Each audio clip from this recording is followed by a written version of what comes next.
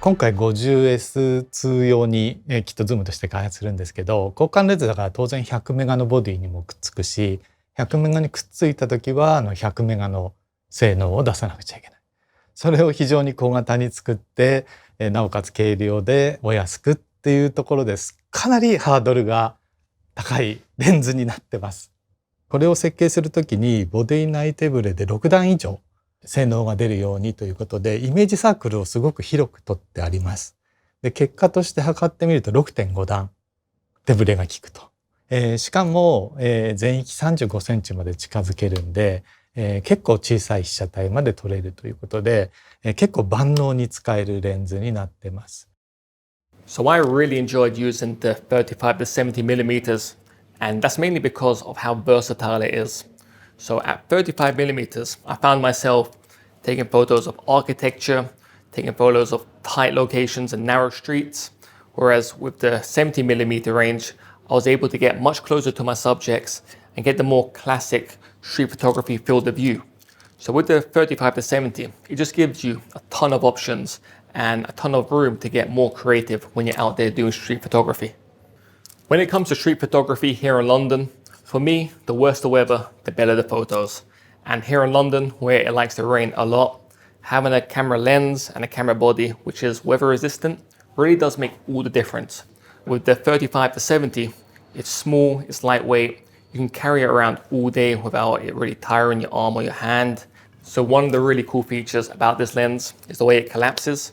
and it makes it much easier to fit into a small bag. And also when I'm traveling, it just makes it so much easier to carry around as well. With the 35 to 70 lens, the minimum object distance is 35 centimeters, which is really good. So when I'm doing food photography, I can get up close to the subject and capture all the small details within my frame. On this expedition, my main normal lens has been the new GF35-70mm. It's a small zoom lens that Fujifilm has made compact. Normally I don't bring prime lenses. Again, in my photography it's all about weight. I can't bring too much. So a few years ago this wouldn't have been possible. Everything in this one.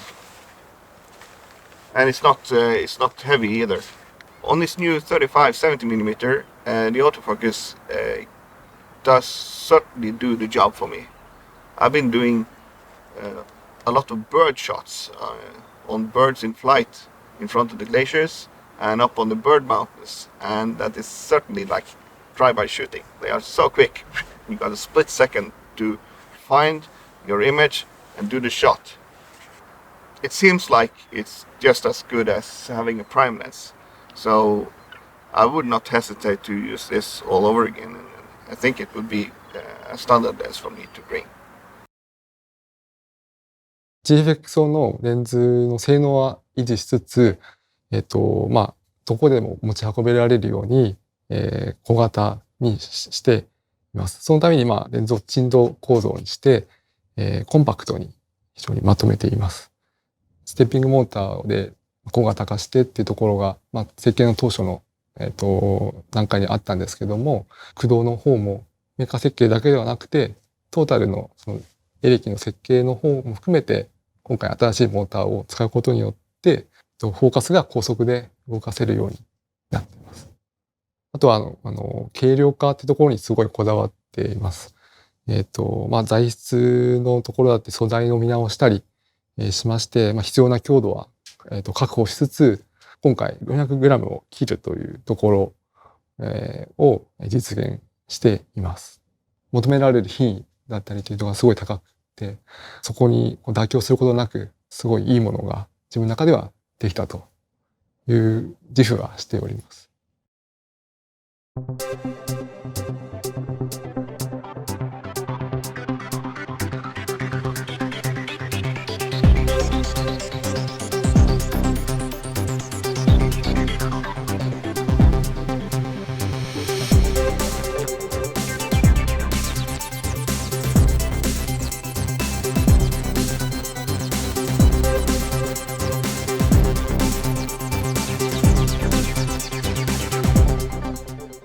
I was really impressed by the consistent quality of the images that I was getting with this zoom lens, and also by the versatility of working with the zoom lens, especially on location. It's the equivalent of a 28 to 55 millimeters in a full frame camera, which is a very good zoom range for a portrait photographer. This zoom lens is really, really lightweight. So for me, it is important to have a lighter camera. And it also means that I can work faster, that I can work for longer, and that I can just enjoy taking pictures so much more. The GF35-70 allows you to focus really close to the subject, which is something that is so important for me, that allows me to get more detail, a richer kind of texture for the kind of images that I have in mind. Something that I was really impressed with is how fast, silent, and precise the autofocus for this lens was. Not having to worry about that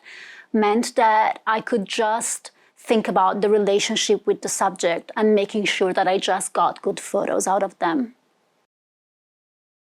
刚刚拿到富士 GF35-70mm变焦镜头的时候，我已经在旅途的路上。当时一下子就被它的灵动性所吸引。要知道它只有这么小，很难想象它是一款中画幅变焦镜头。其实要做到真正的轻装出行，不仅仅是相机的便携，镜头上也要下足功夫。为了缩小体积，富士新研发了伸缩式镜头结构，在镜头关闭时得到了很小的体积。有几次我甚至把它放在自己的腰包里，为整个拍摄注入了非常大的自由度。镜头成像上来说，我记得到西宁的时候